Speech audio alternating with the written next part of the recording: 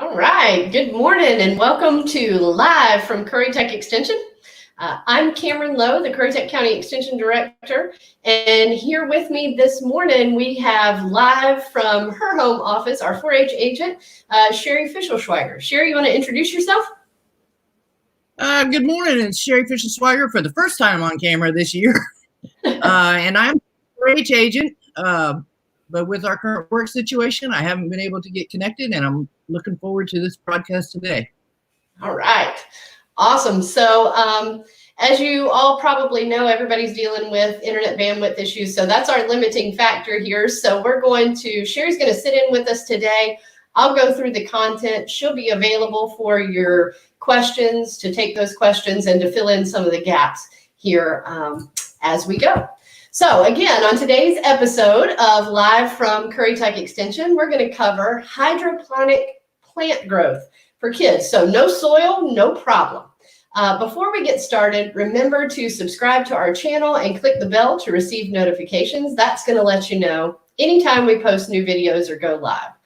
If you have questions for Sherry during today's broadcast, there is a live chat box or a live chat window in YouTube that you can use to send questions or comments, and Sherry will jump in and answer those as we go throughout.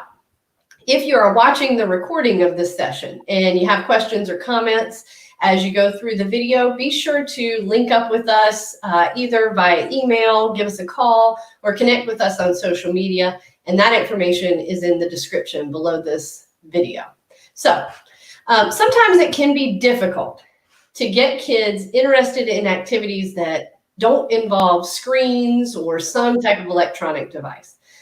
We all know that our kids today are flooded with technology, and it's hard to get them interested in things like good old-fashioned gardening. But thankfully, there is a way to garden that can be as technical as it is timeless, and that is hydroponics. Now, hydroponics is simply using water to deliver nutrients to plants rather than using soil. It doesn't have to be a commercial scale plant factory like you see on news reports, nor does it need to be really complex with artificial lights or running pumps, although you could certainly do that. The other really cool thing is that there isn't any age, space, or resource limit on what you can do with hydroponics for kids. One of the most fun parts of hydroponics for kids is that it allows them to observe and to innovate. So let's take a look at why it's such a great thing. I think first things first, you're giving youth a valuable life skill when you're teaching hydroponics. Hydroponic systems provide an incredibly valuable asset to people all around the world. Again, they don't have to be expensive or complicated to successfully produce food. In fact, some of you have probably used hydroponic systems in your own kitchen and maybe you didn't even know it. And knowing where your food comes from, especially today, is so important. So helping your child understand hydroponics can allow them to see how plants grow up close, and they'll be able to see firsthand how plants develop and produce their fruits or their flowers. They'll have a deeper understanding of plant growth, and they'll be learning simple systems that they can use to grow their own food. Secondly, they get an up-close look at science. Watching plants grow is actually pretty fascinating for kids and for us as adults as well, but sometimes kids can lose patience when they have to wait to see that progress. I mean, think about growing plants in soil. The wait is especially hard for two main reasons. Until plants actually sprout through the soil, there's a lot of wait while you're just looking at a patch of dirt. And then soil-grown plants also grow much slower than plants that are grown hydroponically. So when kids get to grow hydroponic plants, they still get to see the plant growth in progress while they wait for them to get bigger, but they also get to see the seed sprouting from the very start, and they can watch those root systems develop without that visual shield that soil creates. So this also helps them understand the importance of root systems, which can often get passed over with the excitement of the rest of the plant because you don't normally get to see those developing. So monitoring plants, checking nutrient and pH levels, these are all parts of the scientific process of observation. And when youth are observing something that they had a large part in creating, they are way more engaged than if they were just taking notes on what somebody else had done. Okay, so what do you need to know before you get started? Well, first, Like we talked about, hydroponics is growing plants in water rather than soil. So it's firstly important to understand how plants receive nutrients and how we can provide those without soil and what the water needs to do to get those nutrients to the plants. So we all know that plants absorb nutrients through their roots. And when they're in the ground, the plant root absorbs those nutrients and minerals by sucking up that moisture and those nutrients from the soil. And the soil in turn provides those nutrients that the plant gets from the moisture. That's why dry soil doesn't grow plants, with the noted exception of maybe cacti. And that's also why even very well watered soil won't grow plants if they don't have any usable nutrients.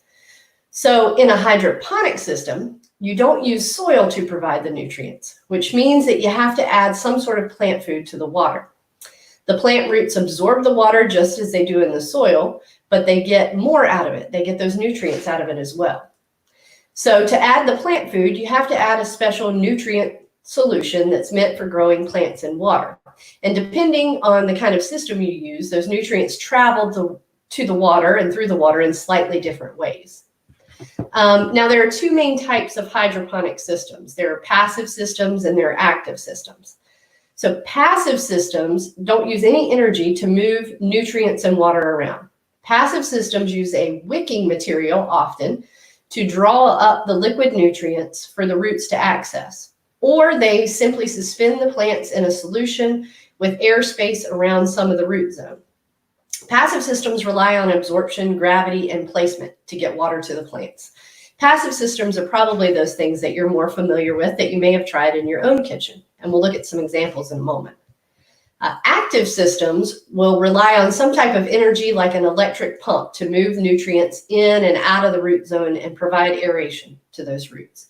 Systems with pumps do tend to deliver more oxygen to plant roots, and so they usually produce healthier plants a little bit more quickly than those passive systems. The benefit of passive systems, though, is that they're so much easier for younger kids to work with. But both are pretty simple and they're equally fascinating. So let's see, what kinds of things do you need to start a hydroponic system?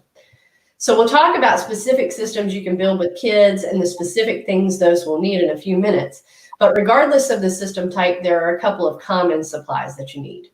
First, something to serve as a water reservoir. That could be anything like a plastic tub, an old fish tank, or even recycled plastic bottles. You'll also need some type of growing tray, which is going to hold your plants steady and elevate them out of your water reservoir. Plastic cartons, styrofoam egg trays, microwave meal trays, and just about anything flat and appropriately sized will work. So here are some hydroponic systems or projects that you can do with your child. Now, Sherry, you set these up in your own home, right? I did. These are all plants that I wanted to see how they would grow in water and how long they would continue to grow. Most often people use water to root a plant and then they place it in soil, which is what I was going to do with that Christmas cactus. I started that way back in November as a single stem, but it kept growing in the water. So I decided to see just how large I could get that Christmas cactus and whether it will bloom hydroponically. So I've changed from water to now a nutrient system. I add plant growth to this plant now when I figured out it was going to grow well. So I'm going to continue to grow that hydroponically just to see how far I can take it before I put it in a pot. So the other items are avocados. And you can see I started this one in the end of February. You can already see a new embryo. It's been in water about 6 weeks and I've only used water.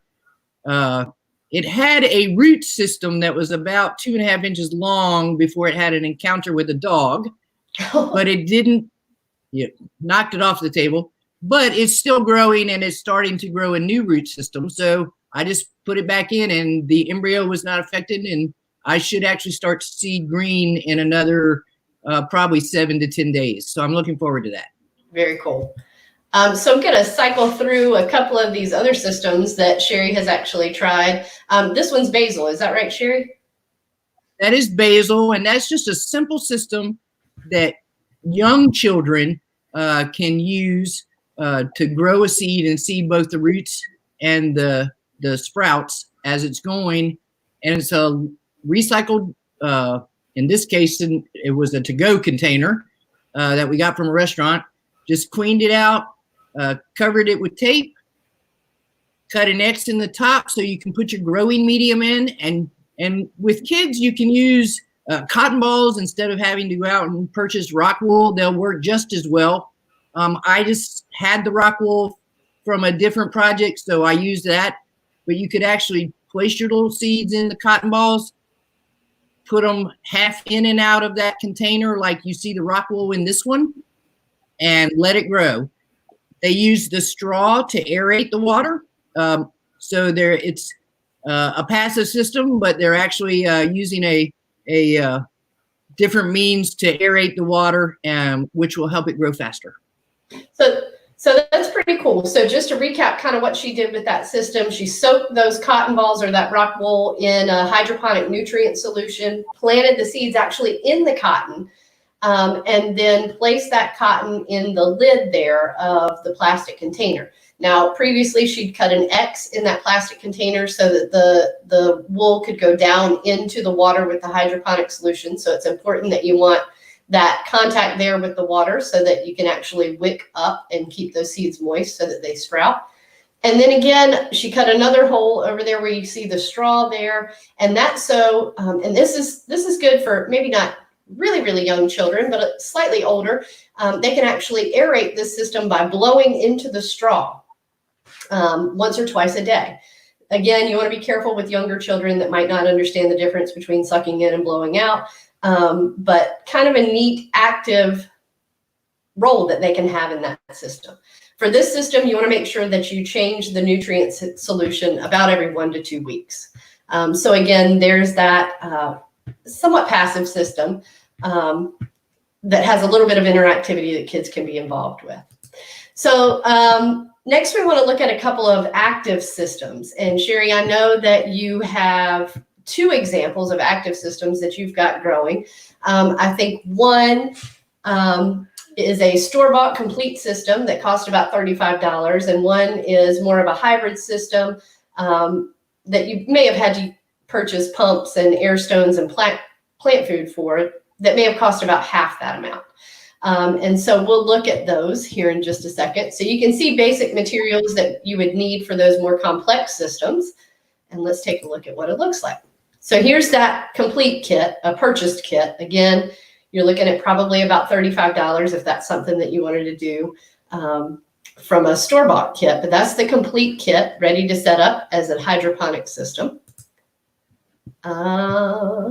Let's see, and I'm going to jump forward just a little bit. And then that's a hydroponic system, same concept, made from recycled materials found maybe in your recycle bin or around your home. So pretty neat stuff there. So again, for this one, the setup is pretty simple. And I won't go through all the directions, but basically you are developing seed cups, essentially, or plant cups, with an open bottom that can make contact with your water and your nutrient solution. You're using a pump to aerate that water, and you're using, again, that nutrient solution. So there's a steady stream of bubbles that are constantly aerating the water. The tray with your plant material is placed just above the water reservoir, and then you just want to make sure that the water reservoir continues to make contact with those plants. And again, as you see the water level lower, you may have to add some water to it from time to time, but mostly this is a very low maintenance system. And again, there's the one made from recycled materials. Again, not very much maintenance. You've got to replenish nutrients about every 2 to 3 weeks and the water supply when it gets a little bit lower. But really, that's about it. Now, all developed. Go ahead, Sherry. I was just going to say that is the only maintenance I do is make sure the water levels stay the same. And I make sure the pump is still operating. And with today's pumps, that small little $10 pump, you can run 2 systems off of 1 pump. And it's working just fine that way. Very cool. Very cool. Now, those pumps you can order online. Obviously, you can find in aquarium pet stores. You can find them in the big box stores even. So fairly easy materials to come by. Now, one thing that's important is that all developing plants need sunlight no matter how they're being grown. So if the area that you're going to put these hydroponic systems in isn't very sunny, you can add supplemental lighting. And if you're in this situation, 1 or 2 cheap CFL daylight bulbs can be used, and just leave those on the plants during the day. Now, importantly, if you do have to add extra lighting, make sure that those lights are far enough from the plants that the plants don't get dried out, burned, or withered, and make sure the lighting fixture itself isn't going to get too hot throughout the day, as that can be a safety concern. So to wrap things up, making a hydroponic system. Oh, there's another one. I'm sorry. I missed that one too. Anything you want to add about that system, Sherry? Sorry. That is just the complete kit put together and operational after I put the plant seeds in, which were all herbs. Took about 15 minutes to set that system up. And mostly that was soaking the little rock wool and getting the seeds down in it so that they'll sprout. The rest, the kit itself just snaps together. Cool. But it does they get some learning lessons out of it while they're putting it together, and why the seed cups are sitting where they are, and why the water doesn't come all the way up to the cup, and what that space is for, which is to oxygenate the roots when they come through. So it was a fun little kit to put together, and I'm an adult. See, so it can be fun for adults too. Just like making hydroponic systems with your children can be fun, educational, very low or no cost. And it's a great way to spark creativity by allowing them to find and gather materials with you, and then design a system that they want to construct. Now, very cool. You've seen Sherry's systems. I want you to know that each Friday, she's going to post an update on the plants that are being grown in those hydroponic systems. And accompanying those photos, she'll be providing some lessons learned and some additional resource information. So check out our 4-H Facebook page, Currituck County 4-H, and our county webpage, and that information is in the description on this video. And unless you have any questions, that's it for today's episode of Live from Currituck Extension. In the description link, there is a link to an evaluation. If you wouldn't mind taking a moment and fill out that very brief 5-question form so that we can figure out how to better tool these classes for your needs and your desires, we'd really, really appreciate it. Make sure you check the description for those social media links and links from today's classes. And don't forget to join us on Monday. Monday's class will be Care and Maintenance of Horse Tack and Equipment by Tom Harrell, our 4-H program assistant. So don't forget to tune in at 11:30. Hey, Sherry, it's been great seeing you face to face. Thanks for joining us today, and we will see you Monday. Bye, guys. Okay.